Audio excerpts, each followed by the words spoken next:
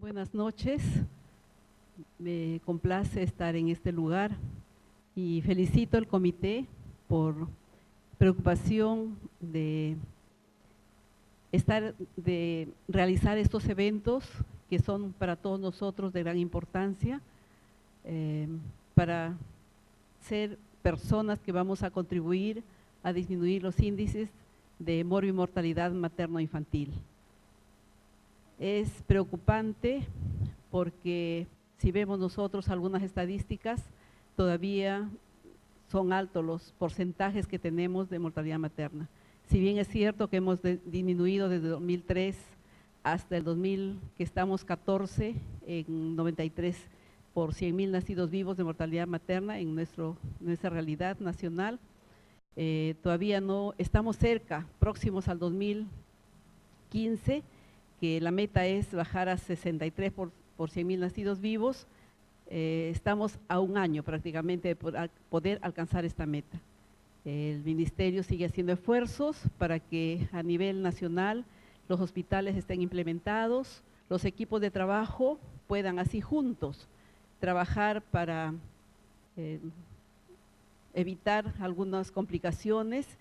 Y como se dice, el punto de oro es identificar los riesgos, ¿no? Los riesgos que podemos nosotros detectar a tiempo, todo el equipo de salud, médicos, enfermeras, obstetrices, técnico de enfermería, los que estén involucrados en los servicios, para detectar tempranamente los signos de riesgo que van a llevar a una mortalidad materna, como es la hemorragia, que todavía está siendo como primera causa de muerte materna.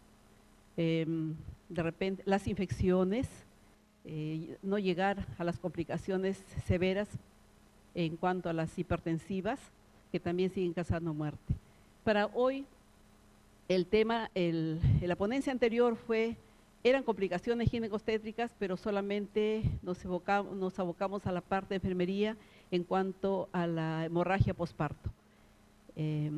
Ahora vamos a tratar sobre dos aspectos importantes que también se ven en la atención de las pacientes en la UCI materna, y vamos a pedir que nos pase.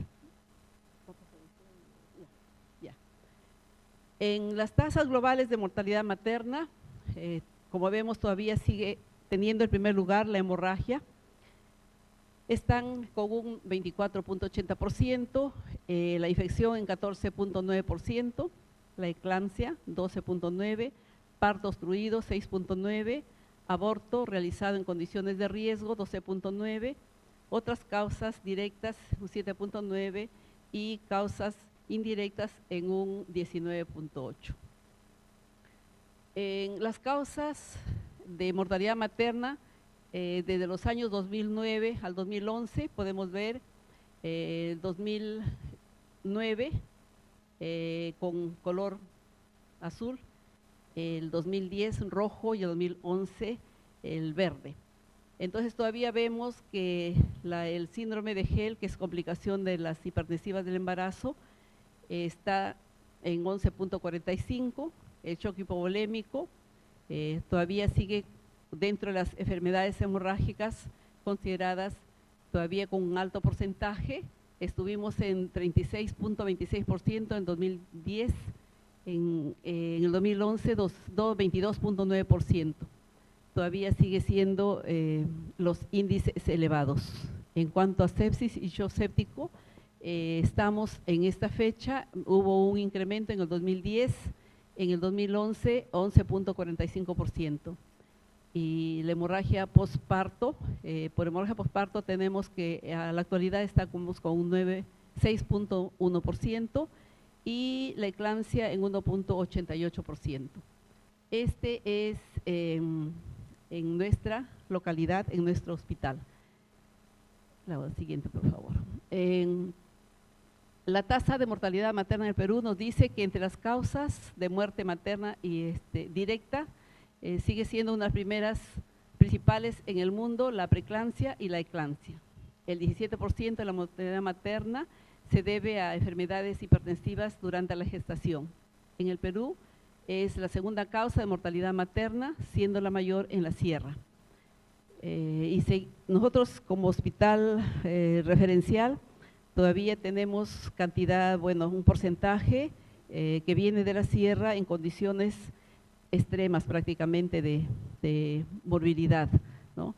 Y posiblemente se deba a algunos factores, como vamos a ver en cuanto a la preeclampsia. La incidencia de hipertensión en el embarazo en Lima y Trujillo alcanzó hasta un 14%. La preeclampsia 8% y el síndrome de Helen en 3.1%. Según los esfuerzos que se están haciendo a nivel nacional, según resolución ministerial mediante el decreto, la resolución ministerial 1001-2005 MINSA, se aprobó la directiva sanitaria para la evaluación de las funciones obstétricas y neonatales en los establecimientos de salud. Y en uno de sus artículos dice que los establecimientos de funciones obstétricas y neonatales 2 cuentan con unidades de cuidados intensivos generales y cuidados intermedios neonatales y maternos para atención de mujeres con complicaciones graves relacionadas con el embarazo, considerado como la morbidad materna extrema, que todavía en el hospital estamos con estos criterios y que requieren observación permanente, tratamiento agresivo y continuo. La morbilidad extremadamente grave es una complicación grave que ocurre durante el embarazo, y embarazo parto puerperio que pone en riesgo la vida de una mujer, que requiere de una atención inmediata con el fin de evitar la muerte.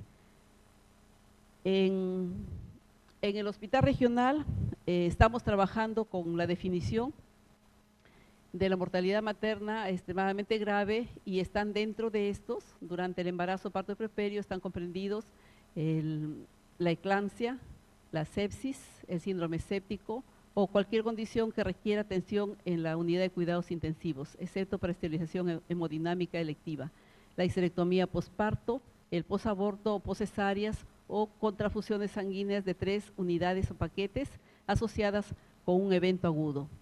Estos criterios lo estamos manejando en el servicio. Nosotros en el hospital regional es un servicio pequeño, contamos con 23 camas, pero tenemos un promedio de parto de 280 a 300 partos mensuales. Y dentro de esta hay complicaciones, y estas están siendo tratadas. Tenemos una UCIN materna que se trató de implementar por la directiva que vino a nivel nacional.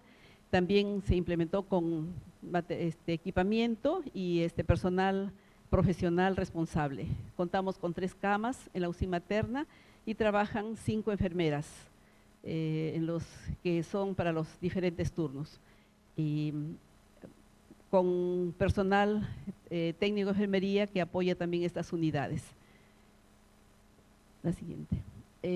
Bueno, la UCIN materna cuenta con los equipos indispensables, como son los monitores multiparámetros, la bomba de infusión, un resucitador, un electrocardiógrafo, tenemos un monitor fetal y los equipos indispensables como para poder atender a la mujer. Vemos acá en la UCIN.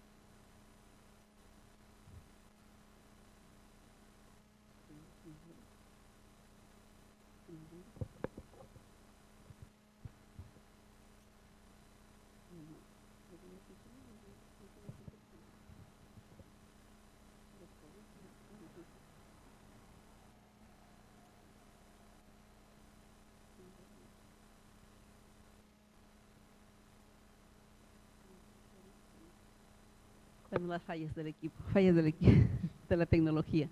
Bien, aquí tenemos en la UCIN materna 2 pacientes, la otra cama está al otro costado, y tenemos ahí los implementos necesarios. Estas 2 pacientes son una que entró con un shock séptico y la otra a foco urinario, y la otra paciente la primera paciente de una preeclampsia severa, y la segunda paciente una paciente con un shock séptico a foco urinario. En nuestro hospital de enero a junio hemos tenido pacientes con morbilidad extremadamente grave. El mayor porcentaje, como vemos acá, 93 pacientes, que significó un 77%, relativo a las hipertensivas del embarazo, a la preeclampsia severa. Y bueno, hemos tenido 11 pacientes de óbito fetal por complicación también de la hipertensión. Hemos tenido también pacientes con hipotonía, hemos tenido un shock hemorrágico, también con pacientes con síndrome de Gel, pero que todas han salido a la unidad al servicio, camas de hospitalización de servicio, y de ahí han sido, bueno, pues con satisfacción han ido a su casa. Ninguna de estas ha fallecido. Pacientes que hemos tenido graves, con compromiso de otros órganos, han tenido que ser hospitalizadas en la UCI, pero las pacientes que hemos tenido en el hospital, todas han salido en condiciones favorables gracias a la atención de todo el equipo de salud.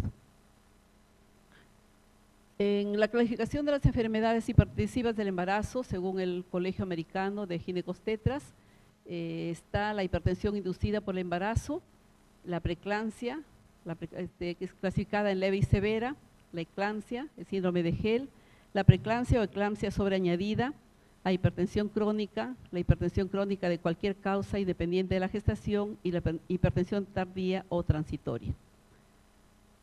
En cuanto a la preeclampsia, se dice a la hipertensión que aparece después de las 20 semanas de gestación y que se acompaña de proteinuria significativa, aunque en los últimos reportes, bueno, cuando recién se inició para determinar qué es lo que caracterizaba la preeclampsia, se decía que era la tríada, ¿no?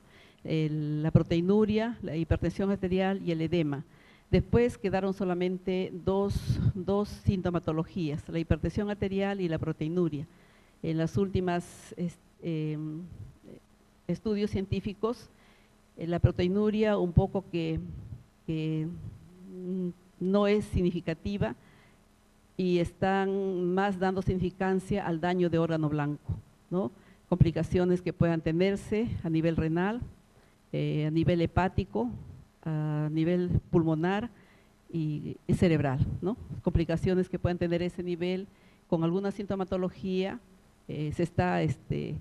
porque hemos tenido casos que han convulsionado sin proteinuria, ¿no? Se consideraba en tira reactiva una cruz, una preeclampsia leve, y bueno, pues a las horas, en la tarde, en la noche, la paciente tuvo una severidad, ¿no? Y a veces esperando de que de repente no tenga todos los criterios para considerar una preeclampsia severa, seguía expectante su manejo por ser una paciente de repente de 28 semanas, de 30 semanas, y pues pasaron las horas de la tarde a la noche y la paciente tuvo problemas severos y llegó a una eclampsia. Sí, hemos tenido casos en el hospital que nos ha llamado la atención, y pues para ponernos alerta y tener más cuidado en el tipo de pacientes que ingresan a nuestro servicio. La eclampsia, cuando la hipertensión se acompaña de convulsiones, la hipertensión crónica, la presión arterial 140/90 milímetros de mercurio o mayor antes del embarazo o antes de las 20 semanas de gestación.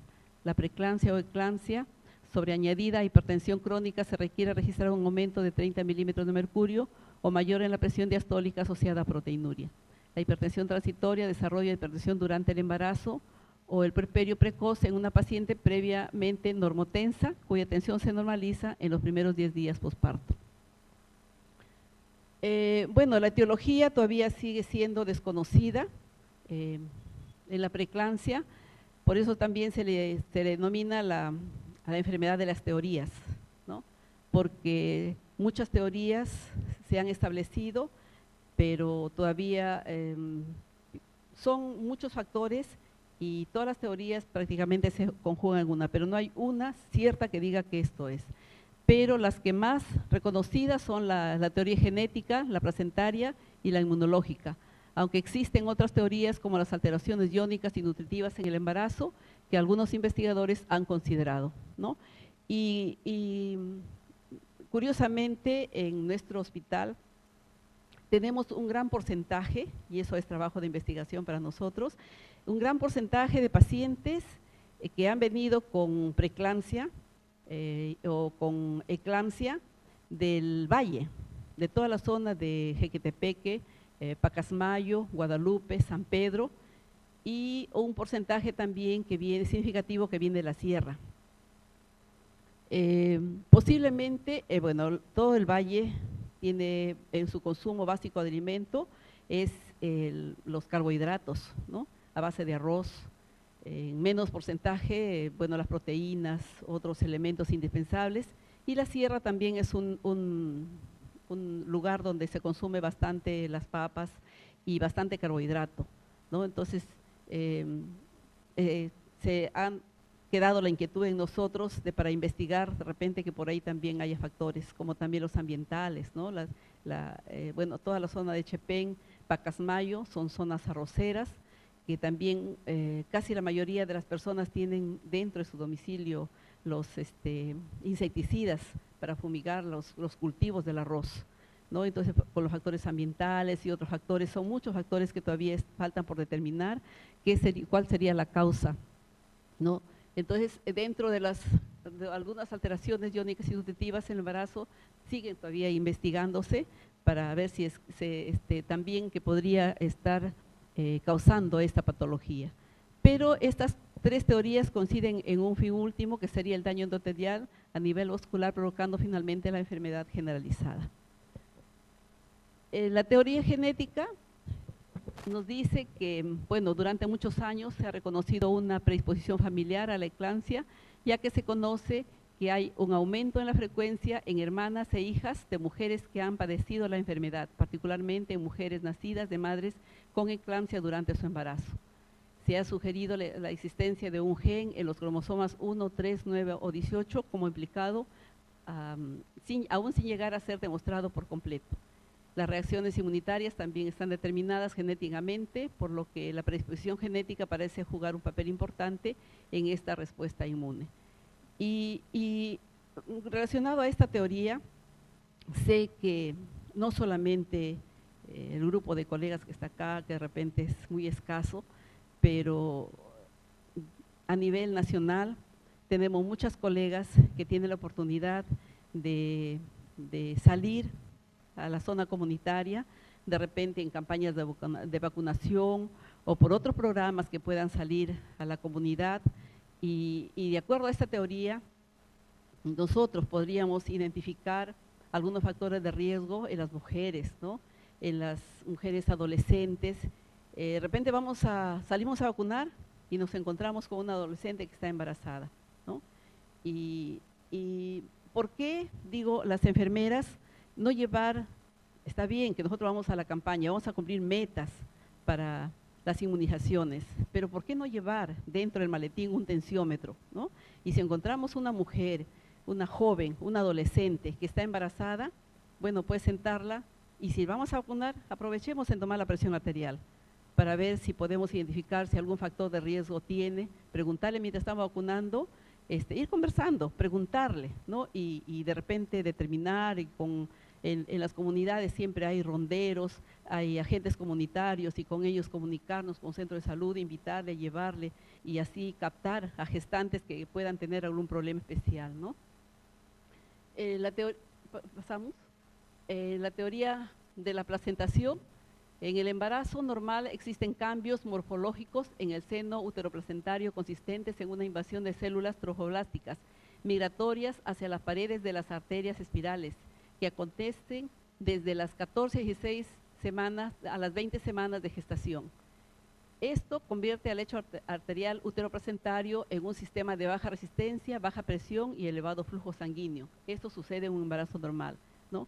Pero se ha comprobado que en la preeclampsia los cambios fisiológicos que acontecen sobre las arterias espirales se sitúan en una porción residual, manteniéndose el miometrio intacto anatómicamente sin sufrir ninguna dilatación. Y de allí que, bueno, empiece a haber, como se dice que hay en la preeclampsia, por el efecto hormonal, un desequilibrio entre los vasodilatadores y los vasoconstrictores. Aumentan los vasoconstrictores como es el trombosano A2, el sistema angiotensina-renina, y disminuye pues los factores hipotensores como son los vasodilatadores, como son la prostaciclina y otros, ¿no? Otras hormonas. La siguiente, en la teoría inmunológica se dice que los factores inmunitarios pueden tener un papel importante por la aparición de la preeclampsia provocadas por la ausencia de anticuerpos bloqueadores, disminución inmunitaria mediada por las células, activación de neutrófilos y participación de citoquinas. En la preeclampsia podría darse una alteración en el reconocimiento de la unidad fetoplacentaria por la madre, es decir, una respuesta normal de la madre hacia los antígenos. Igual con el ejemplo, ¿no? Si nosotros encontramos un adolescente, recordamos que los factores de riesgo son las muy jóvenes o mayores de 35 años, ¿no? Y si encontramos un adolescente que está embarazada, las adolescentes pues resultan embarazadas en la primera relación o muy poco tiempo de convivencia con la pareja, ¿no? Y se dice que en el semen del varón hay un componente que si el organismo de la mujer no ha estado sensibilizado a este componente del semen del varón, va a presentar un problema de hipertensión, ¿no? Y según algunos estudios, para evitar estos problemas de preeclampsia relacionados con esta teoría de que el organismo de la madre no reconozca al feto, al ser que está formando en ella, debería convivir 2 años antes de salir embarazada. Se dice con esta teoría, ¿no? Y se ha encontrado en varones, otros estudios en varones que ha tenido una esposa que ha tenido preeclampsia, en una segunda y una tercera también su pareja ha hecho un problema de hipertensión del embarazo, ¿no? Sería por esa teoría. Entonces, si vemos una adolescente que está embarazada, igual, ¿no? Preguntemos si es que tiene controles prenatales, si está yendo a un centro de salud para evaluarle su embarazo, y si no ha ido, pues invitémoslo, ¿no? Llevémosla, ¿no? De repente en la ambulancia que ha ido o con algún otra persona que esté cerca a nosotros, siempre a veces hay un radio en algún lugar, comunicarle para que puedan detectar, hacerle sus exámenes necesarios e identificar algunos factores de riesgo. La semana pasada en el hospital llegó una adolescente de 16 años y bueno, ella entró por una gestación de 38 semanas y tenía un oligoamnios, ¿no? Por eso, solamente por eso ingresó eso de las 2 de la mañana con una presión de 120/70, a las 6 de la mañana que fueron a tomar la presión, 120/80, no presentaba ningún signo que nos pudiera determinar que era una preeclampsia, no había dolor de cabeza, no había otros signos. Y bueno, la programaron por el oligoamnios, lo dejaron en expectativa para hacer una cesárea, pero tenía que ser evaluada por el grupo que entraba a las 8 de la mañana, ¿no? A las 6 de la mañana, 120 con 80 milímetros de mercurio, y bueno, en el hospital tenemos la unidad, aparte de la UCIN materna, tenemos una unidad de alto riesgo que ponemos a las gestantes que tienen esos problemas. Y bueno, la enfermera siempre, bueno, el hospital, creo que es a nivel nacional el único que está manejado por enfermeras, ¿no? Tenemos también obstetrices que también cumplen una labor muy eficiente en nuestro hospital, pero el grupo de enfermeras monitoriza bueno, por lo menos monitorizamos los signos de los movimientos fetales, ¿no? Preguntamos a la mamá si se mueve su niño, ¿no? Y tenemos una hoja para registro cada hora. Y tomamos presión arterial, preguntamos signos premonitorios, ¿no? Preguntamos algunos aspectos importantes que tenemos en la hoja. Y a las 8 de la mañana fuimos a evaluar a la gestante y, bueno, al tomar su presión, bueno, de todas maneras siempre la sentamos porque las pacientes de preferencia debemos tomar la presión arterial sentada, ¿no? Para evitar la hipotensión por la compresión que trae de algunas arterias al estar acostada. Entonces la sentamos para tomarle su presión, aparentemente tranquila, no evidenciaba nada, y encontramos una presión de 160/110, ¿no? Entonces fuimos a decirle al residente, porque el primero que está ahí es el residente. 8 de la mañana, todavía los médicos estaban en caso clínico, y bueno, entraba un médico en ese momento. Le dijimos que lo que estaba pasando con la adolescente. Entonces miró su presión arterial durante la noche de las 2 de la mañana, aparentemente no había habido ninguna variación, no tenía signos premonitorios, ¿no? Entonces él vino a comprobar la presión arterial, igual, ¿no? 170, tomándole él, evaluó 170 sobre 110, ¿no? Hicieron después sus exámenes, pero la prepararon inmediatamente entró a sala. Nos puede dar sorpresas, como les digo. Podemos ver una paciente que ingresa y que no aparentemente no tiene signos premonitorios, pero al hacer la evaluación encontramos sorpresas, ¿no?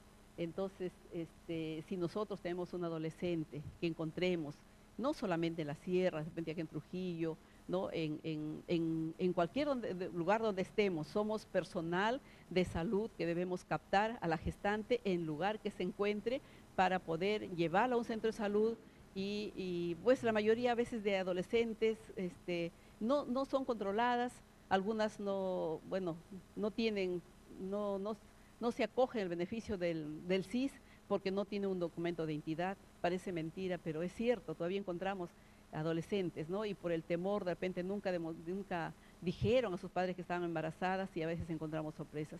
Pero seamos agentes para captar a gestantes y que puedan ser atendidas lo más pronto posible. La siguiente. Aquí vemos el daño que sufren se sufre en la preeclampsia, en el brazo normal, vemos ahí cómo están las arterias espirales, ¿no? Cómo está. Y cómo se observa por el vasoespasmo en la preeclampsia, ¿no? Por el vasoespasmo que se presenta. La siguiente. Bueno, los factores predisponentes al desarrollo de la preeclampsia y eclampsia, tenemos la nuliparidad, aproximadamente el 75% de los casos de preeclampsia corresponden a primigestas. De acuerdo también por la historia familiar, ¿no? Si hay, de acuerdo a la teoría genética, los embarazos múltiples, ¿no? Que bueno, son 5 veces mayor en su incidencia, la molidatiforme también con un porcentaje también que es frecuente las molas de gran tamaño, en mayor frecuencia, la hipertensión crónica, la diabetes mellitus, grupos etarios extremos, como les decía, menores de 15, mayor de 35, aumento de primigestas, jóvenes y marcado aumento en las primigestas tardías, menor incidencia 20 y 30, a las mujeres de entre 20 a 35 años, ¿no? Tal vez mayor de 35 años porque las mujeres cambian de pareja, ¿no? Entonces siempre nosotros en la historia cuando entran pacientes preguntamos, ¿no? ¿Es su misma pareja o pareja diferente? Cuando hay algún signo que nos pueda guiar que hay una paciente que llegó a la consulta externa, a la emergencia y que tiene alguna sintomatología que nos puede indicar que es una preeclampsia. En los signos o criterios de gravedad, en la hipertensa tenemos a la hipertensión, en la preeclampsia, perdón, severa, tenemos la presión diastólica mayor o igual a 110 milímetros de mercurio y presión sistólica mayor o igual a 160 milímetros de mercurio. La proteinuria mayor o igual de 2 gramos en orina 24 horas, la cefalea intensa, persistente, continua, la hiperreflexia, dolor en el hipogastrio, oliguria, edema pulmonar, ascitis, trastornos visuales y auditivos. En los visuales vamos a tener acá los escotomas, vamos a ver las fotopsias y los niftalmos, ¿no? Y en cuanto a los auditivos, tenemos acá el tinnitus.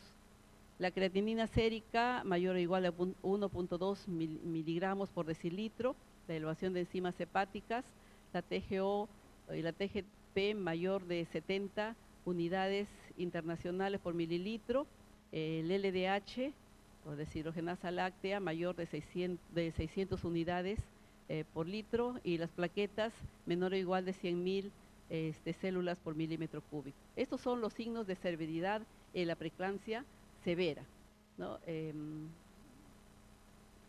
las complicaciones maternas que van a presentarse en las pacientes con preeclampsia severa, tenemos En las complicaciones neurológicas, la eclampsia, la encefalopatía hipertensiva, el desprendimiento de retina y el edema cerebral. El síndrome de Gell, este es unas siglas, ¿no?, que es una afección al hígado, que significa elevación de las enzimas hepáticas, la hemólisis, elevación de enzimas hepáticas y la plaquetopenia. Desprendimiento prematuro de placenta, el edema agudo de pulmón, complicaciones hematológicas, coagulación intravascular diseminada, la plaquetopenia, complicaciones renales, puede llegar a la insuficiencia renal aguda o al síndrome nefrótico, la rotura hepática y la hemorragia puerperal. Esas son las complicaciones maternas también severas que se dan en la preeclampsia severa. Y en las complicaciones perinatales tenemos a la restricción del crecimiento intrauterino, el oligohidramnios, la prematuridad, el surgimiento fetal y la muerte fetal tardía. En el manejo de la hipertensión inducida por el embarazo, los objetivos del manejo de los trastornos hipertensivos del embarazo son garantizar la calidad del cuidado en cuanto a enfermería, garantizar la calidad del cuidado de enfermería favoreciendo la pronta recuperación de la paciente, identificar precozmente, como decía, el punto de oro, identificar precozmente los signos de riesgo o progresión de la enfermedad y evitar complicaciones en la madre y el feto y lograr el nacimiento de un neonato viable y saludable. En cuanto a los diagnósticos de enfermería, solamente he puesto dos, hay muchos que podría enumerar, pero he considerado los más importantes, donde nos va a permitir identificar tempranamente los signos de riesgo, los signos premonitorios y también dar un tratamiento adecuado. Perfusión tisular periférica ineficaz relacionado con el vasoespasmo generalizado, que es lo que se produce en la preeclampsia, ¿no? Si vamos a la patología, hay un vasoespasmo generalizado donde se produce un daño endotelial y bueno, pues va a haber algunos problemas en la paciente que se van a ser identificados en algunas complicaciones maternas y algunos signos que nos van a indicar de algunos órganos que están comprometidos, ¿no? En las intervenciones de enfermería, colocar a la paciente en reposo absoluto, en cama con barandas, en posición de cúbito lateral izquierda, de preferencia. La cama de barandas, ¿por qué? Porque una paciente no necesariamente tiene que ser una preeclampsia severa para que pueda tener riesgo de llegar a una eclampsia, también puede ser una preeclampsia leve, pero la mayoría que son hospitalizadas por la falta de camas y no haber un ambiente donde tenerlas para poder monitorizarlas, solamente se hospitalizan las pacientes que tienen preeclampsia severa. Y si en algún momento se produce la complicación que es la eclampsia, la paciente pues va a tener problemas si está en una cama común, si no tenemos protección con barandas y en lugar de tener una paciente con un riesgo de la preeclampsia, podemos tener con una paciente con otro problema cerebral, ¿no? Entonces debemos tener cuidado, tener siempre, en la UCI tenemos camas así de ese tipo, ¿no?, con barandas. Y bueno, la posición de cúbito lateral izquierda de preferencia, sabemos nosotros que en esta posición va a mejorar la oxigenación uteroplacentaria, ¿no? Va a evita la compresión de la vena cava y bueno, va a favorecer la oxigenación del bebé. Control de funciones vitales cada hora. Aquí siempre, bueno, acostumbramos a poner a los pacientes con monitor multiparámetros para poder evaluar cada hora. Cada media hora a veces lo programamos para que podamos tener un registro preciso y alguna variación en cuanto a los signos vitales, ¿no?, en cuanto a presión arterial y otros signos más. Canalizar una vía periférica, 2 vías. En la preeclampsia severa nunca tiene que ser una paciente con una vía, siempre tenemos que tener 2 vías, ¿no? Puede ser con extensión DIS o llave 3 vías, de preferencia un calibre grueso, 18-16, jamás con un 20, ni con 21, nunca podemos usar eso porque tenemos algunos problemas para después de repente colocar algunos medicamentos, infusión de cloruro de sodio 9 por mil, hidratación y a 45 gotas por minuto. La paciente necesitamos hidratarla, prepararla, porque si necesitamos poner un medicamento tenemos que mantener a la paciente hemodinámica, en mente estable, ¿no? Le decía por qué deben estar las pacientes con doble vía, porque si en preeclampsia severa vamos a tratar de dar el tratamiento con sulfato de magnesio y muchas veces necesitamos otros medicamentos para poderle o de repente hidratar se va a sala de operaciones, regresa, necesitamos poner medicamentos como los oxitóxicos y con una sola vía es imposible poder dar todo el tratamiento. Todas las pacientes que tienen preeclampsia severa deberían estar con 2 vías, siempre 2 vías, y con un catéter de calibre grueso, y siempre con una extensión DIS. Nos llama la atención a veces pacientes que son referidas de los establecimientos de salud y vienen con una sola vía y directo, no traen llave de extensión DIS o triple vía. Tenemos que tener una fuente, olvidémonos ya, toda paciente del área materna es considerada como alto riesgo obstétrico.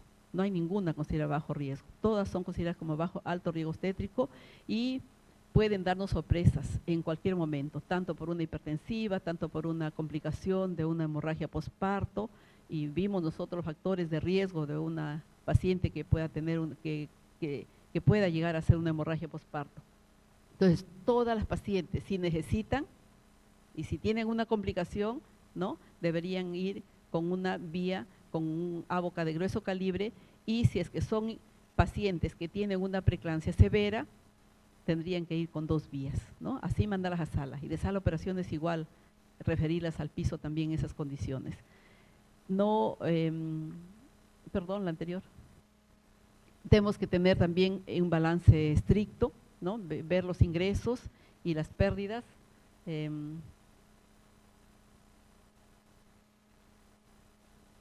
La siguiente, ya. Valorar diuresis, características, volumen, igual, ¿no?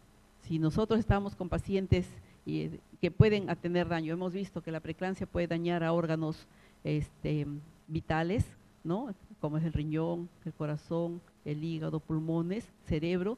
Entonces tenemos que tener también en cuenta eso, las características, el volumen de orina, características, ¿no? A veces pacientes vienen con características de orina hematúrica, entonces puede ser que ya tiene otro problema, está afectándose otro órgano, ¿no?, o cantidad escasa, 20 centímetros, 25 centímetros, que también nos puede llevar a la reflexión de que hay problema ya en algún otro órgano importante. Valorar el estado de conciencia, la escala de Glasgow, tener precauciones necesarias en caso de convulsiones, ¿no? El equipo de intubación siempre en unidad de cuidados intensivos tiene que estar, o intermedios, o un equipo de reanimación, ¿no?, como es el equipo de intubación, de succión, oxigenación, medicamentos esenciales, ¿no?, que deben tener, vamos a ver más adelante, el paquete que tiene que tener la clave azul. Vigilar los signos premonitorios, ese es muy importante, ¿no? Tenemos que, paciente que ingresa con una preeclampsia severa, recordemos que puede llegar a la eclampsia o al GEL antes y de presentar esos problemas y que pueda terminar la gestación independientemente de la edad del bebé, si es que está deteriorándose el estado de la mujer, de la madre.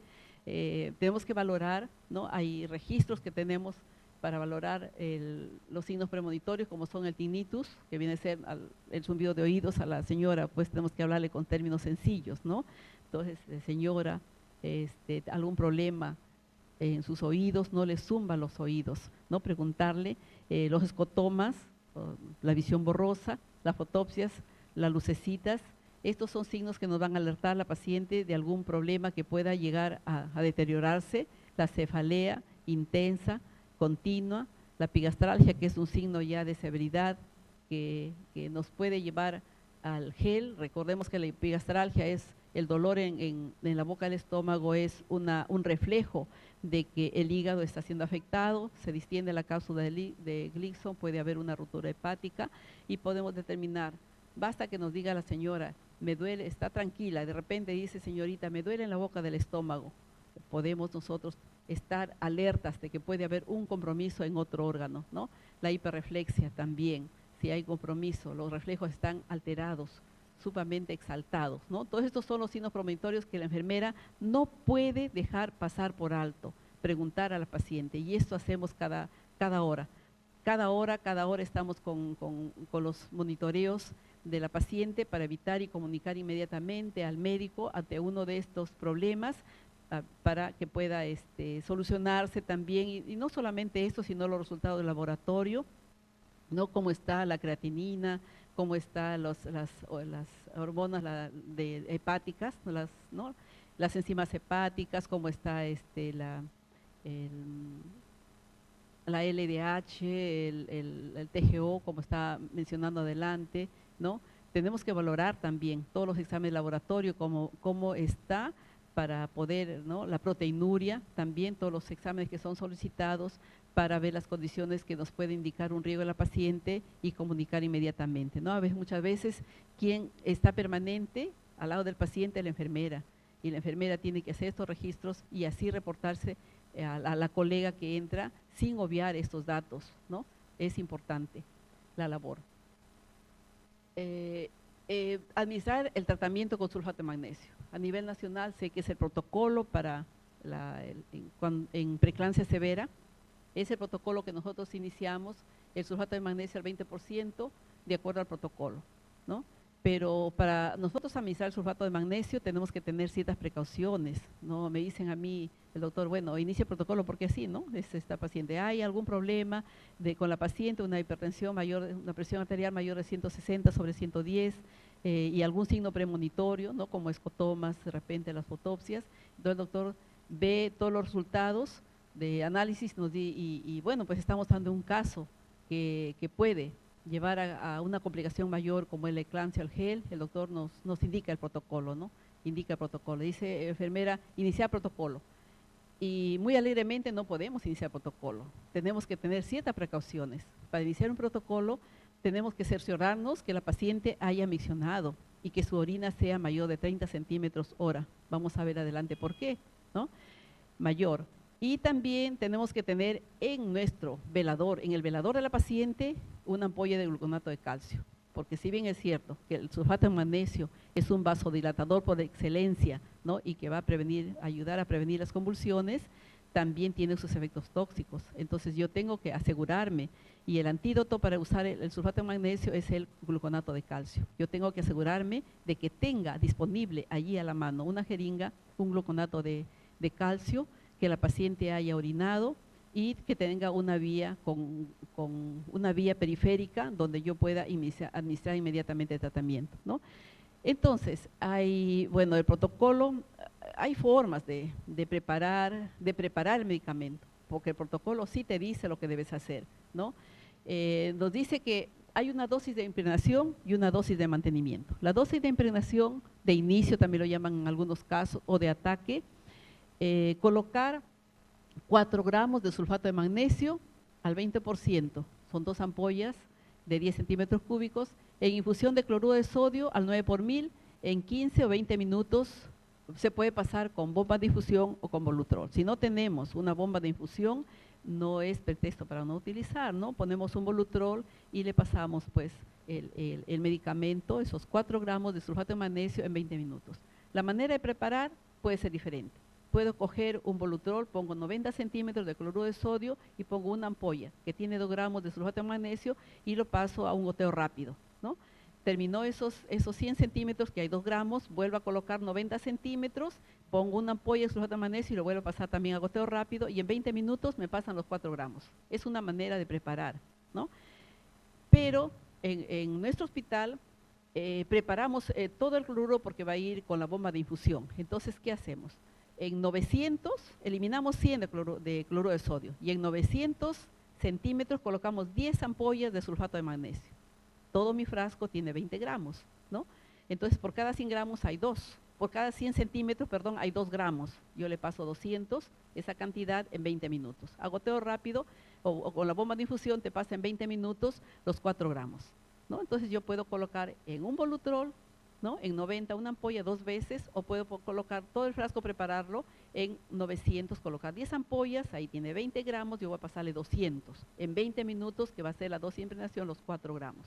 Las maneras de preparar pueden ser diferentes. Si yo estoy en un lugar donde estoy sola, es preferible usar con el Volutrol, porque si yo preparo todo el litro, puedo tener problemas, que de repente alguien pasó por ahí, y siempre tengamos presente que tenemos que rotular los frascos. Nunca podemos dejar un frasco que vaya sin rotular. Nos ha pasado de emergencia, han subido pacientes con el protocolo y no estaba rotulado el frasco que tenía el sulfato de magnesio, ni cuánto lo habían puesto, llamando a emergencia para saber cuánto es o eliminando la solución para colocarle nueva. Jamás. siempre tiene que estar rotulada las soluciones, ¿no? Y yo les decía que de repente la enfermera está sola en el lugar y va a colocar su protocolo, es mejor colocarlo en Volutrol, que va a tener menos riesgos de que por algún momento vaya alguien, de repente miró que la orina estaba menos de 30 y dice hidrátala, y como no está el frasco hidratado, pues puede pasarle a chorro, o a veces tenemos así, hay internos que van por ahí y pueden, dice hidrátala, entonces ellos no saben qué tiene, no saben, ni siquiera se dan la paciencia de mirar qué hay, ¿no? No digo que todos, ¿no? Suele pasar, o como puede pasar en nosotros el error, que no rotulemos los frascos y podamos ser causantes de algunos problemas, ¿no? Que puedan causarle daño a la paciente, como saber cuáles son los efectos tóxicos del sulfato de magnesio. Es un excelente medicamento en este tipo de pacientes, pero también tiene sus riesgos, ¿no? Entonces, hay signos que nos van a indicar de repente, la paciente, ella dice, señorita, siento que la cara me quema, me siento rojita, ¿no? Son efectos del sulfato de magnesio, pero son signos leves, hay otros signos que dan la severidad. Pero y la dosis de mantenimiento es 1 gramo de sulfato de magnesio cada hora y mantener la infusión por 24 horas. Nos da un goteo de 50 microgotas en toda la preparación, nos da 50 gotas, nos pasa 50 centímetros en 1 hora, que es la cantidad ideal porque si nosotros vimos que en 100 hay 2 gramos, en 50 hay 1 gramo, ¿no? Entonces pasamos 50 centímetros cada hora, ¿no? Nosotros dejamos rotulado en la bomba de difusión y bueno, pues la bomba nos avisa, pero siempre no podemos confiarnos porque tú sabes que la tecnología falla y tenemos que estar siempre mirando. Hay una enfermera exclusiva que queda en ese ambiente y está atenta con todos los medicamentos que va a colocar en esa unidad, porque no solamente podemos tener una paciente con hipertensión o preeclampsia, tenemos también abortos con sepsis por aborto, sepsis a foco urinario, tenemos shock hipovolémico, diferentes pacientes pueden hacer 3 diferentes, y con 3 tratamientos diferentes, pero la enfermera tiene que estar atenta a todo lo que está ocurriendo en la UCI, ¿no? Controlando los goteos, controlando las funciones vitales de las pacientes. Y llama la atención cuando algo está variando, algo pasó y tenemos que estar también atentos a ver los monitores para ver si es que están bien, ¿no? Y siempre hacerlos calibrar en las fechas respectivas, ¿no? Colocar para la dosis de mantenimiento y la dosis de impregnación de inicio también, bueno, tiene que iniciarse con una vía, colocar una sonda Foley para que sí podamos medir la diuresis, siempre tenemos que medir la diuresis para ver cómo está actuando el medicamento y si no hay algún problema. Contar con lactídoto, como le decía, el glutamato de calcio al 10%, ante signos de intoxicación al medicamento, colocar, esto ya viene escrito en protocolo. El médico deja escrito las indicaciones y ya ni siquiera tenemos que ir a buscarlo, sino colocamos, ¿no? Como está la indicación, colocar una ampolla endovenoso lento y restringir o retardar el medicamento del sulfato de magnesio y comunicar ante un signo de intoxicación, ¿no? Si nosotros encontramos que hay en la dosis de mantenimiento un signo de intoxicación al sulfato de magnesio, es mejor restringir el sulfato de magnesio o cerrar la llave, ¿no? Y colocar el sulfato de magnesio si es que es necesario y comunicar al médico, ¿no? La siguiente. Los signos, en los signos de intoxicación, la dosis diríamos nosotros, ¿por qué si le pasamos nosotros una dosis de impregnación en 20 minutos, puede tener también los signos de intoxicación? Nosotros tenemos que tener cuidado, si bien es cierto en los 2 momentos, pero el que más es interesante controlar es en la dosis de mantenimiento, porque en la dosis de impregnación el sulfato de magnesio recién está metabolizándose a la hora, ¿no? Entonces no vamos a tener el resultado de signo de intoxicación. La dosis de impregnación ya está metabolizándose el medicamento, entonces tenemos que tener cierto cuidado para identificar los signos de riesgo, ¿sí? De intoxicación al sulfato de magnesio. Bueno, el otro diagnóstico que hemos establecido y creemos importante es riesgo a lesión materno-fetal o a la diada materno-fetal relacionado con efectos adversos del medicamento como es el sulfato de magnesio. Le decía que es un excelente vasodilatador, pero tiene sus efectos adversos también severos, ¿no? Entonces aquí tenemos que estar atenta con los controles vitales cada 30 minutos para valorar la escala de Glasgow y todas sus funciones de la paciente, también monitoreo de movimientos fetales, frecuencia cardíaca fetal, ¿no? Para ver si no hay problema con el bebé, valorar los signos de intoxicación al sulfato de magnesio, 3 sistemas que pueden ser severos los signos del sulfato de magnesio. El sistema respiratorio puede producir una depresión respiratoria, incluso llevar al paro respiratorio. Siempre en una unidad de cuidados intensivos tiene que haber un ambú o un equipo de reanimación de la paciente, ¿no? Entonces dice, la frecuencia respiratoria tenemos que controlar que no descienda, ¿no? O sea, la frecuencia respiratoria desciende por debajo de 16 por minuto si hay signos de intoxicación. Entonces, ¿cuáles serían nuestros parámetros normales? Que sea de 16 a 24, debería ser las respiraciones, entre esos parámetros. Si está por debajo de 16, nos tiene que decir que de repente hay un problema de intoxicación al sulfato de magnesio. Entonces yo mejor cierro mi llave.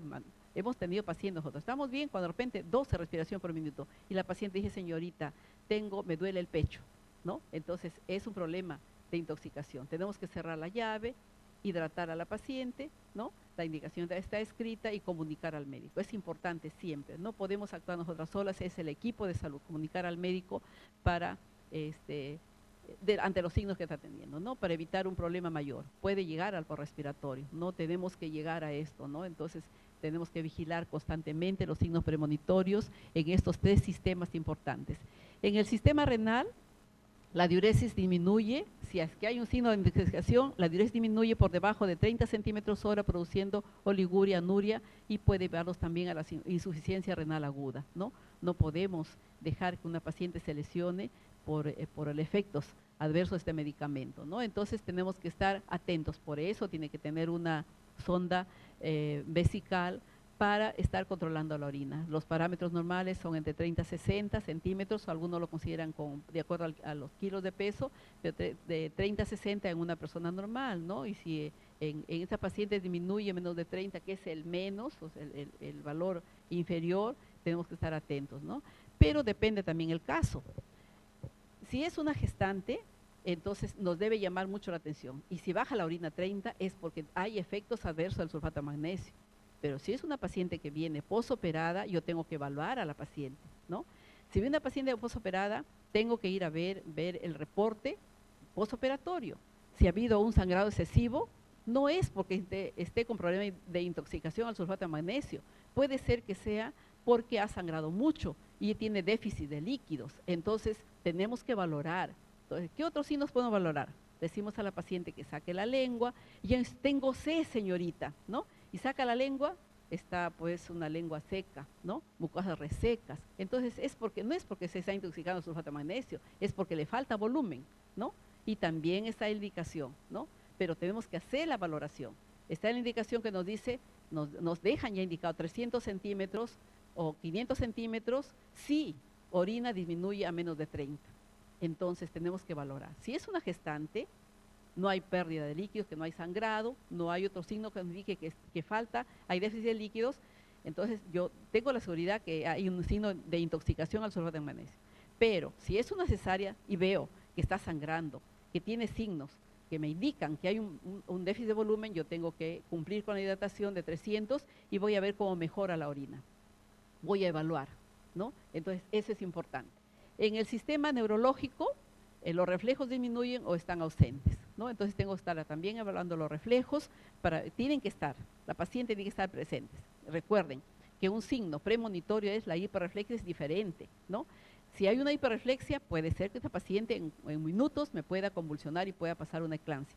Pero si es una paciente que está con sulfato de magnesio, ¿no? Los reflejos tienen que estar presentes. Si están disminuidos, es que puede haber un signo de intoxicación al sulfato de magnesio, entonces yo cierro mi sulfato de magnesio, ¿no?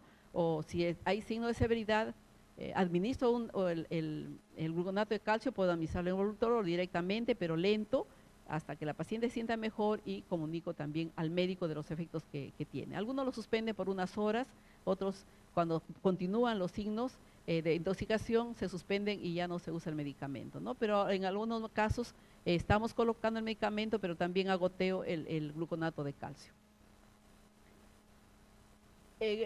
Consideré esos diagnósticos los más importantes, que podamos identificar los signos premonitorios cuando hay un problema de preeclampsia por el vasoespasmo que se produce en las mujeres y las complicaciones que pueden dar tanto a nivel de cerebral, a nivel de pulmón, el edema agudo de pulmón, edema pulmonar, a nivel de riñón, que es la oliguria, la anuria, a nivel de placenta, también que es el deprimimiento prematuro de placenta, que siempre está relacionado casi con las hipertensivas, ¿no?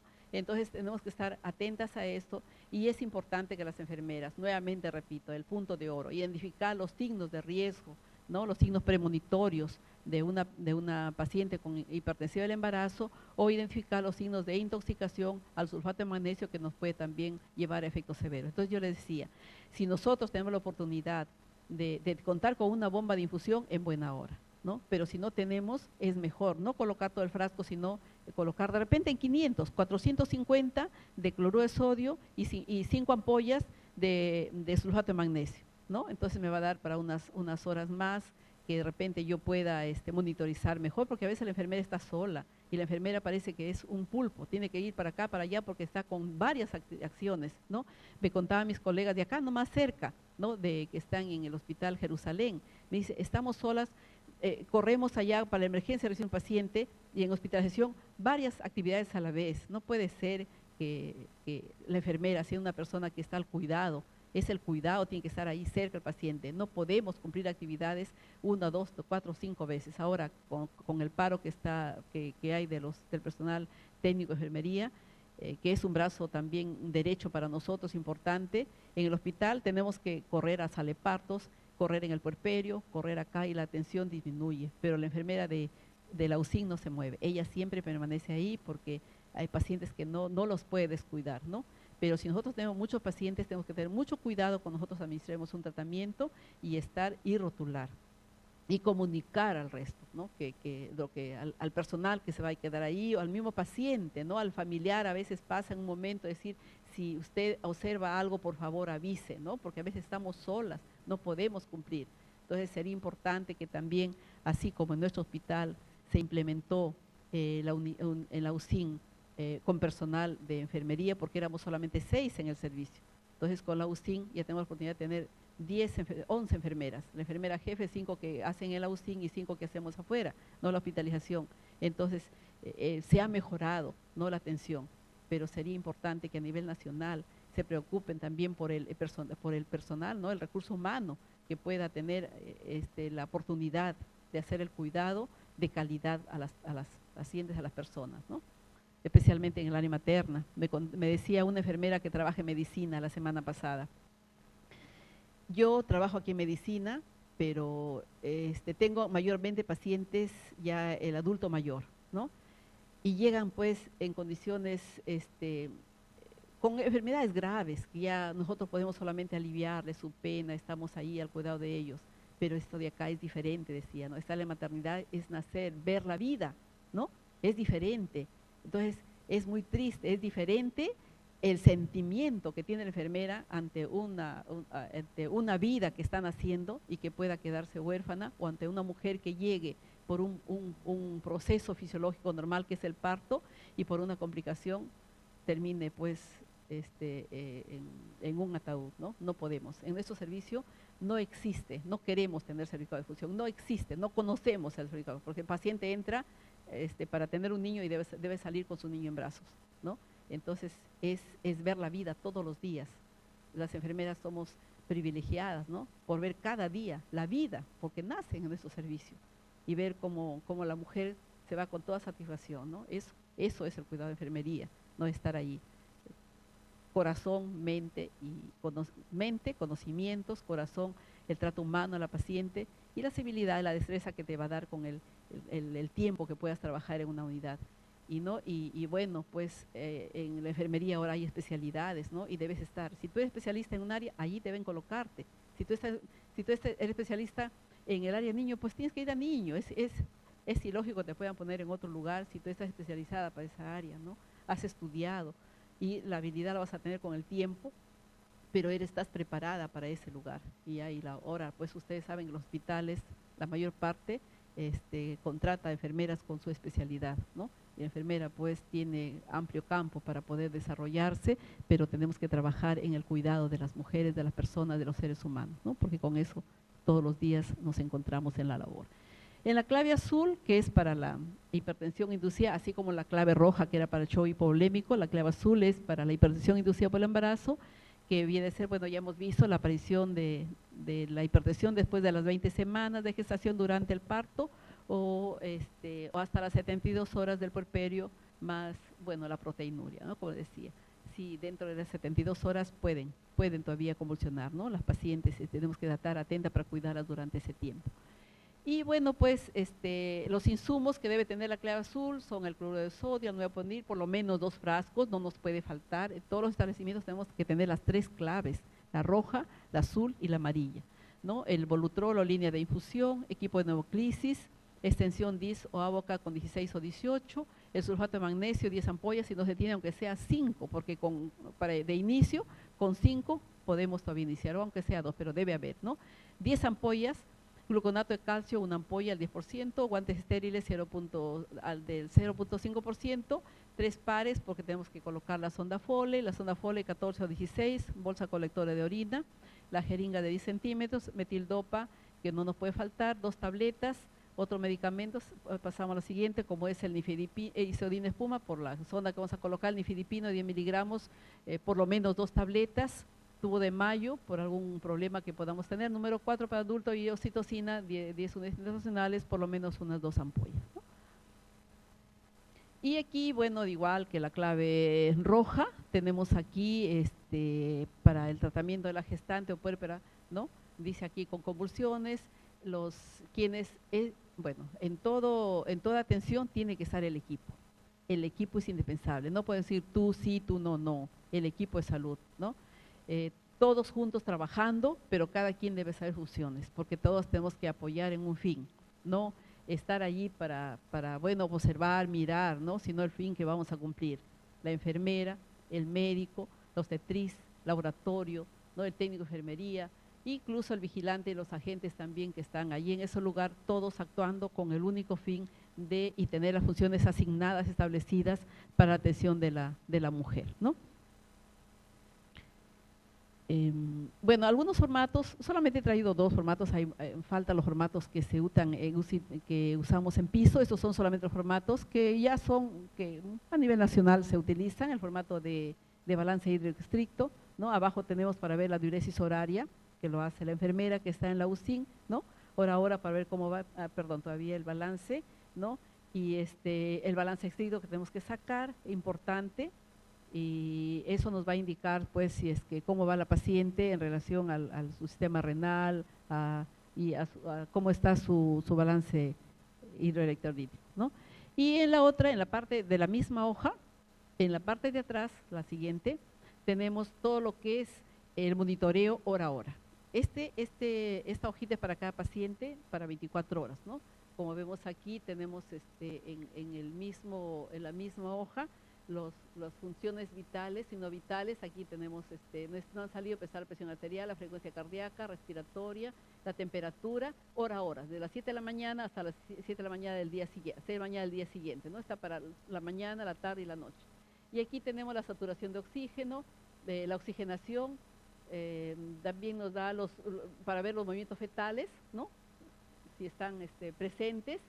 Y aquí están los signos premonitorios, ¿no? Evaluamos si hay cefalea, si hay fotopsias, los escotomas, que viene a ser visión borrosa, el tinnitus o zumbido de oídos, la epigastralgia y los reflejos osteotendinosos, ¿no? Entonces, eso evaluamos hora a hora, es el balance. Y aquí tenemos también datos importantes para colocar los exámenes de laboratorio, porque la enfermera tiene que saber, tiene que reportarse así a su compañera para estar atenta a los signos que nos puedan dar el problema en las pacientes, ¿no? Tenemos también acá los ingresos, en esta hojita también podemos colocar algunos ingresos especiales y medicamentos que hemos colocado, de repente un nifedipino porque tuvo una presión arterial mayor de 160/110, ¿no? Que nos indican también condicional a eso, o de repente algún otro o medicamento, el metildopa, ¿no? También que nos indican algún medicamento que debemos tener. Es un formato que usamos en la UCIN y para cada paciente,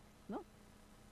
Acá tenemos a 2 pacientes también en la Este no es la UCIN, sino esta es la unidad de alto riesgo obstétrico, donde colocamos acá de preferencia a los pacientes que llegan con hemorragia en la segunda mitad de la gestación, como es una placenta previa, un desprendimiento prematuro de placenta, una ruptura prematura de membranas ovulares, ¿no? Acá vemos al médico que está atendiendo a la paciente. Ella fue una paciente gestante con una ruptura prematura de membranas ovulares. Ella es una paciente con DPP que hoy día terminó en su cesárea porque ingresó con 34 semanas. Hoy día justo cumplió 37 semanas. Salió una niña, como dijo ella, o su brujita, justo en el día de la canción criolla y del ¿cómo se llama? De las brutitas, ¿no? El Halloween, ¿no? Hoy día ha terminado su parto y acá otra paciente con ella me parece que fue con también era una hemorragia, fue una placenta previa, la señora, ¿no? Una placenta previa que todavía sigue hospitalizada. La señora porque todavía ella está atenta, dice, el lunes voy a cumplir 36 semanas y ya me ha dicho el doctor que va a terminar mi embarazo, ¿no? Porque son pacientes que vienen de lejos y que, bueno, están muchos días ahí, ¿no? Esa es la unidad de alto riesgo obstétrico, es que tenemos el 18, no es la UCIN, es la unidad, pero también hay un monitor ahí, fetal para evaluar a la paciente y tenemos también, llevamos un monitor multiparámetro portátil que llevamos a veces para evaluar a pacientes cuando hay problemas, ¿no? Bueno, eso es con relación a las pacientes dentro de las hipertensivas del embarazo, pero también manejamos en la UCIN las pacientes con problemas de sepsis, ¿no? Dice, la sepsis severa es una enfermedad común y mortal y representa la complicación más grave de los procesos infecciosos. A nivel mundial, el shock séptico se encuentra dentro de las 10 causas de muerte en la población general en pacientes obstétricas de 0 a 12%. La Organización Mundial de la Salud estimó una incidencia de 0.96 a 7.1 por cada 1000 mujeres gestantes de 15 a 49 años y una mortalidad de 0.1 a 28.5 por 100.000 embarazadas de 15 a 49 años, ¿no? Todavía sigue siendo una causa. Nosotros en el mes de julio hemos tenido un alto porcentaje de sepsis a foco urinario, ¿no? Y decimos, ¿qué está pasando? De repente tenemos en el servicio del área materna tenemos que educar, mucho educar, todos los días tenemos que educar. Las mujeres no conocen las medidas de autocuidado. Si nosotros sabemos que el embarazo predispone a una infección de vías urinarias por los cambios hormonales, la progesterona es la que va a ocasionar algunos cambios a las hormonas, especialmente en el renal, el digestivo. En el renal, pues ensancha la pelvis renal, dilata los uretes, los pone tortuosos, hay una éstasis urinaria y pues si es que no se toman las medidas necesarias por la compresión mecánica también, entonces se llega al problema de la infección de vías urinarias. Y como la infección de vías urinarias no es detectada con algunos síntomas en sus inicios, ¿no? Hay una bacteriuria asintomática, la mujer no sabe que tiene un problema infeccioso, entonces no se ha hecho sus controles de orina, las colonias siguen desarrollándose, ¿no? Y vemos que la principal vía de infección de vías urinarias es la ascendente, ¿no? La uretra, la vejiga y pasa a los riñones. Y cuando ya están los riñones, las vías altas, recién la mujer va al hospital, porque en ese momento tiene fiebre, tiene malestar general, ¿no? Le duele todo el cuerpo y es cuando ya la infección avanzó, ¿no? Y peor, no recibe tratamiento. O si recibe tratamiento, le dan alta, se va a su casa, no continúa el tratamiento y llega ya después con un proceso de sepsis a foco urinario. Llega pálida, llega con hipotensión, llega con un cuadro, la verdad que es, a veces digo, porque no podemos dejar una paciente que salga de alta sin nosotros darle las medidas de autocuidado. No es difícil orientar a las mujeres, ¿no? Cómo deben hacer su higiene perineal, ¿no? Que usen pues un jabón neutro, no usar el jabón común ni los jabones. A veces hemos escuchado, dice, usa el jabón de pepa, con eso haz tu higiene. Mentira, pues, los jabones cambian el pH de la vagina, son alcalinos, esa vagina es ácida y predisponen a gérmenes, ¿no? Entonces, debe ser un jabón neutro. O en el hospital, La higiene perineal la hacemos solo con cloruro, no usamos jabón, no usamos ningún tipo, todos los días y no tenemos problemas de que allí hayan hecho una infección de vías urinarias, ¿no? Las pacientes vienen, indicarle pues el consumo de líquidos, las mujeres no tomamos líquidos, no solamente embarazadas, las que no estamos embarazadas también tenemos que tomar de 6 a 8 vasos y si es más, mucho mejor, ¿no? De líquidos, para que sí las bacterias que están cerca, tenemos, nuestra anatomía es media caprichosa, tenemos 3 orificios cerca, la uretra, la vagina y el recto. Y el principal factor de la infección de vías urinarias es el Escherichia coli, que vive en el recto, contento, feliz, pero que nosotros al hacer, no tener las medidas, una técnica correcta de la higiene perineal, arrastramos los gérmenes de atrás hacia adelante y con nuestra uretra corta ingresan los gérmenes más rápido y se desenvuelven, ¿no? Ahí se desempeñan. Entonces, decirles, enseñarles cómo deben hacer su higiene perineal, con qué lo deben hacer, que deben usar sus truzas de algodón, ¿no? No de licra porque predispone a la humedad de los gérmenes, que deben de lavarse las manos, que deben hacer su higiene, ¿no? Entonces, y el consumo de líquidos, que la pareja tiene que hacer su higiene antes de tener relaciones sexuales, ¿no? Muchos aspectos importantes y que si van con tratamiento, lo tienen que terminar, lo quieren completar el tratamiento, ¿no? A veces las mujeres se cansan y no toman su tratamiento adecuado y están siempre con infecciones urinarias recurrentes. Y hemos tenido en julio un aumento, casi todas las que tenemos en UCI han sido por infección de sepsis a foco urinario. Y hemos tenido también otro porcentaje de aborto, ¿no? Sepsis, pero por aborto infectado. La sepsis severa, se dice, la sepsis severa o grave se concibe bajo el criterio de sepsis más hipotensión. Los criterios para nosotros poder detectar si una paciente tiene este problema de sepsis, ¿no? Hipotensión arterial, con evidencia de cambios agudos en el estado, bueno, con alteración de la perfusión orgánica, entre ellos cambios agudos en el estado mental, oliguria, acidosis láctea o alteraciones en la presión arterial, de oxígeno sin patología pulmonar y cardiovascular previa, ¿no? La sepsis en las mujeres embarazadas puede ser el resultado de infecciones pélvicas como la coriomneumonitis, pueden hacer, hemos tenido también sepsis por corio, pero que han venido de su casa, ¿no? Una mujer llegó 14 días en la casa, con ruptura prematura de membranas ovulares. Nadie le dijo nada, nadie le dijo que acuda a un centro de salud y llegó pues en malas condiciones. Endometritis, también los partos en domicilio, ¿no? Infección de herida quirúrgica, aborto séptico y entre las enfermedades intercurrentes a la infección del tracto urinario, como decía, que hemos tenido gran porcentaje, ¿no? Entonces, miren, el anterior. Otro, el punto de oro para identificar. Hemos visto nosotros, hemos recibido, hemos tenido el caso de pacientes que llegan por emergencia, paciente que llega con infección de virus urinario, ya han detectado, determinaron que tiene infección de gérmenes gram negativos en la orina. Llega la paciente y lo recibimos en piso, una paciente con 90-60 presión, un pulso 96 por minuto, ¿no? Una temperatura de 38.3, una respiración 28 por minuto. Llega al servicio, ni siquiera preguntamos en qué cama ponerla, porque sabemos que esa paciente está haciendo una sepsis a foco urinario, si ya hay gérmenes en la orina, y llega con hipotensión, llega taquicárdica, con dificultad respiratoria, está comprometida, a veces llegan todas medias aletargadas, esa paciente tiene de hecho. Entonces la enfermera reconoce los signos y sin preguntar, la ponemos en la UCIN, ¿no? Y bueno, pues determinan las condiciones y sí, en verdad, es una sepsis a foco urinario, nos ha pasado, hemos tenido casos, ¿no? Entonces hay que identificar los signos que nos van a determinar. No podemos tenerlo tan alegremente en una sala común como otros pacientes, ¿no? Y el tratamiento nos llama la atención al tratamiento. El tratamiento tiene que, bueno, en el hospital usan la cetresona, para la infección de vías urinarias duramos cada 12 horas y también usan a veces con amikacina o gentamicina, ¿no? O también utilizan más la cetresona y gentamicina, ¿no? Esos casi solo medicamentos, pero a veces tienen que ser triple. Bueno, es manejo médico, nosotros no entramos en el manejo médico, pero es de acuerdo a cómo identifique la severidad en el caso de la paciente. Pero lo que sí la enfermera tiene que determinar los signos.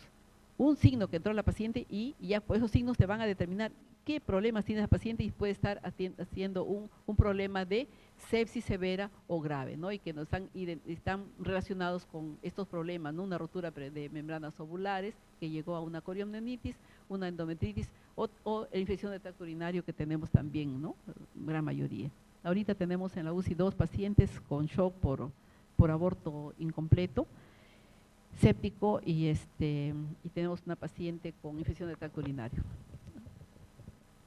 Las manifestaciones clínicas, tenemos algunas, también se trabaja con algunas variables, ¿no? Tenemos las variables inflamatorias como son la leucocitosis, también tenemos que ver las enfermeras, los resultados de los exámenes de laboratorio, el hemograma, leucocitosis mayor de 12.000 por milímetros cúbicos, una leucopenia también, ¿no? Menor de 4.000, formas inmaduras un 10%, la proteína C reactiva, bueno, más lo que tenemos son estos dos en el hemograma que podemos determinarlo, y en las variables hemodinámicas aquí tenemos la hipotensión. Nosotros controlamos la presión arterial, tenemos que tener como monitor y ver, ¿no?, la presión arterial menor de 90 a 60 milímetros de mercurio y una presión media menor de 70 milímetros de mercurio, ¿no?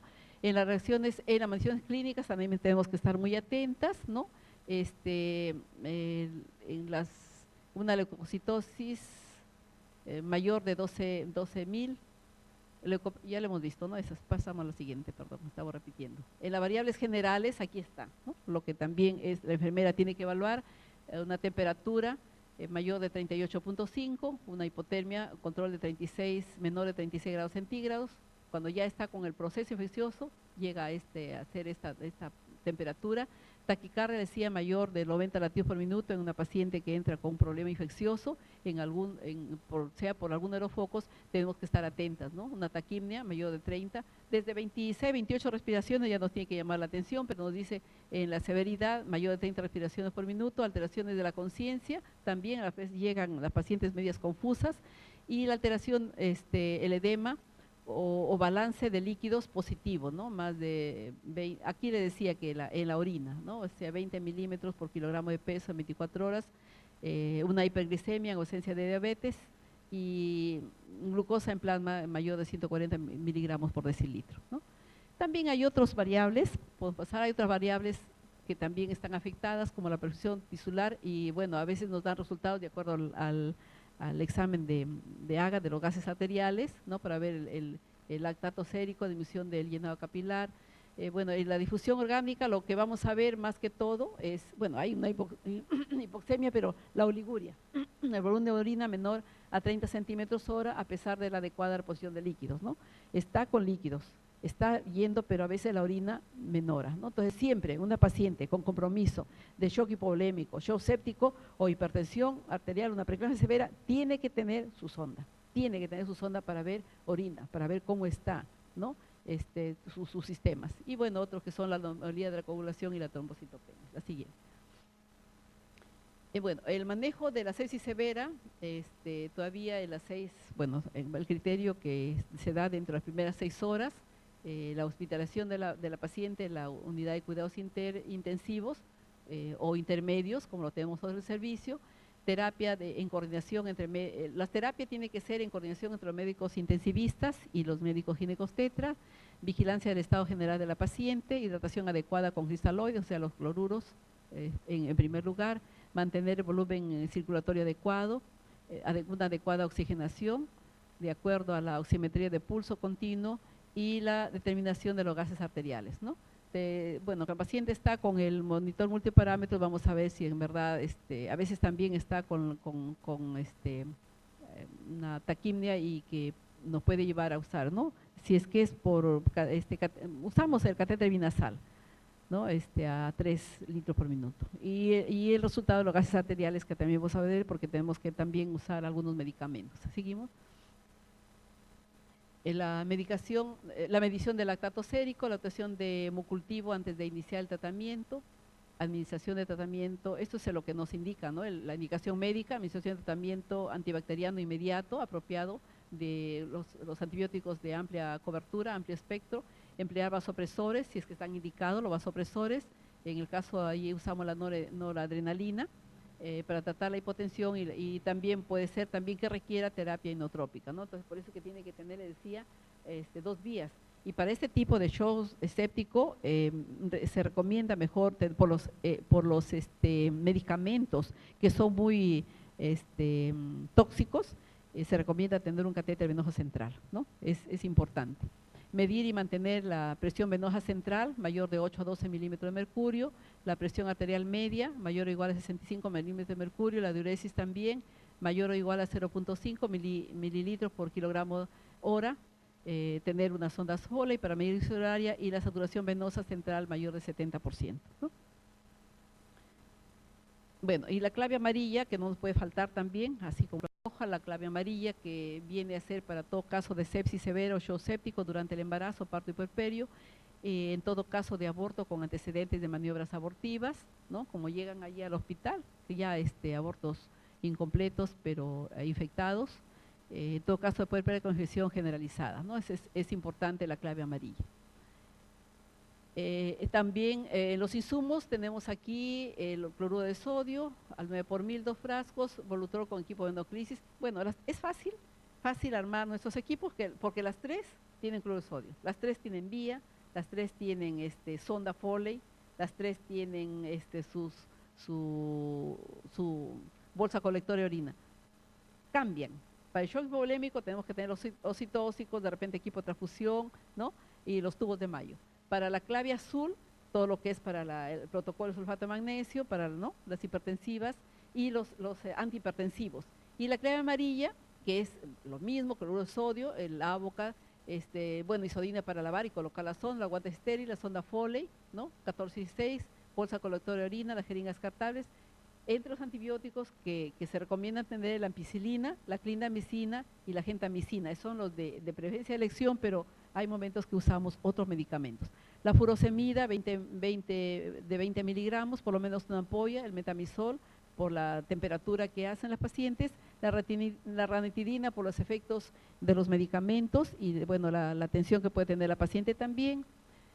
Seguimos, y bueno, esta es la clave amarilla, igual, importancia de trabajar el equipo en conjunto, no enfermera por un lado, médico por otro lado, obstetriz por otro lado, no, todo el equipo de salud tiene que estar junto trabajando porque todos somos útiles, no somos equipos aislados, personas aisladas, trabajamos todos por un fin común y tenemos acá también las indicaciones para cada actividad que nos corresponde a cada uno de acuerdo a lo que nosotros, a la profesión que tenemos, manejamos, pero que al final todos vamos a trabajar por el bien del paciente y la seguridad de él, ¿no?